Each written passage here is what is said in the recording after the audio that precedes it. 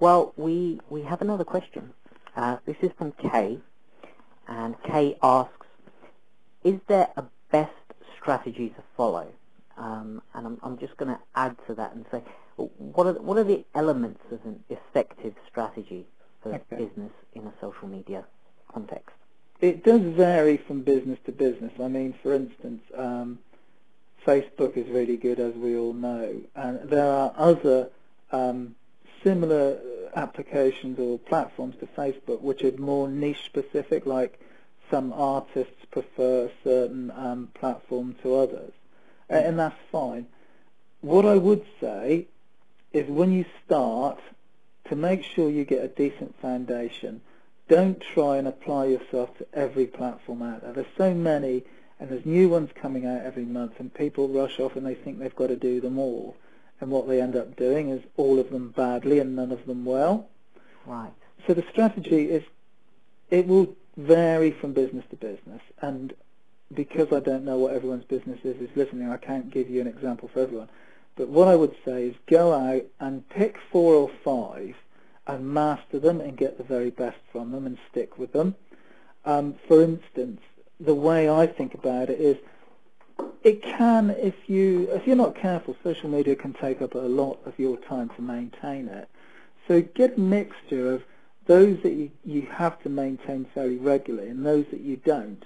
Because, for example, YouTube, you can always record a video, put it onto YouTube, and you don't have to change it for like 6 months because of the nature of the media.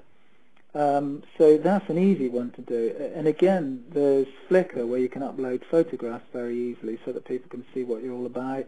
Maybe if you run sessions or workshops, you've got photos of your workshops there.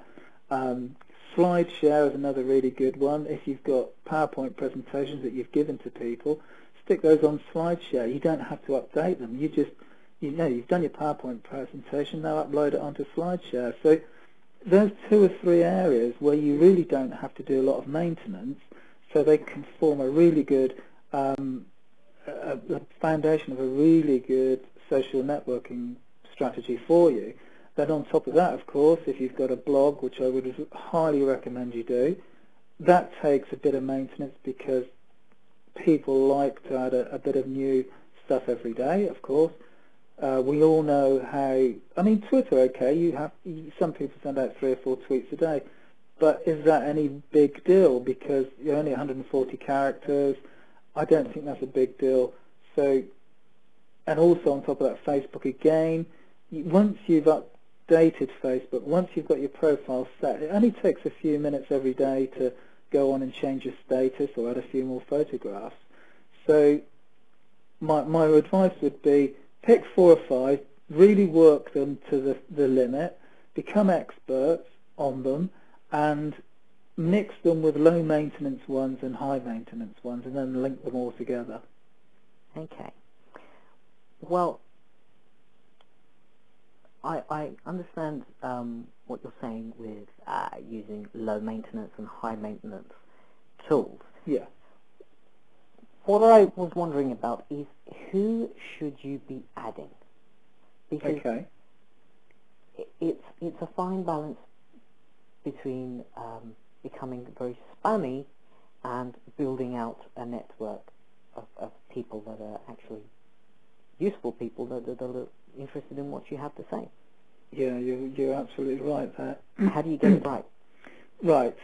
Let's look at Twitter. I mean, Twitter, as you see, these people have got like, they're following 23,000 people and they've got 24,000 following them. And you've got to ask yourself sometimes, does that serve a purpose? So, and when I follow people on Twitter, I genuinely follow the people that I respect and look at what they've said and what they do and think, yeah, I'm genuinely interested in that guy or that lady. Whatever they're doing, I want to be hearing about what they're doing, so I follow them. Then, of course, you get loads of people following you. And I look at, when I get a note saying someone's following you on Twitter, I go and look and I think, why is this person following me? Oh, I can see, great, I'm going to follow them back because they've got similar interests to me, and that is what you're all about, is building rapport and with like-minded people again. If I see someone who has got absolutely nothing in common with me, So as obviously just putting me as part of their collection, what I'll do then is I don't follow them back. Right. So what you find in time, all these people who are very transient with this, they fall off. Sometimes they stop following you because you didn't follow them in return. But I only follow people that I believe that are of interest and that, you know, we could build a rapport. And again, you can say the same with Facebook. Facebook, you get lots of friend requests from from people you've never heard of. They've got nothing in common, and sometimes it's good to say, oh, thanks for adding me as a friend. I just wondered what made you do that. I can't see that we've got anything in common. Is there anything that we could discuss? Or just give them the opportunity to give them a reason why, give you a reason why they're following you. Sometimes it's not obvious. Other times they'll think, blimey, he's got a good point, and may choose not to follow you in the future. But I think this trend at one stage, you follow me and I'll follow you, is just the wrong way to go. Absolutely the wrong way to go. And some people do it because they feel they ought to, and it's the kind thing to do. But, you know, at the end of the day, it's all about what you're interested in.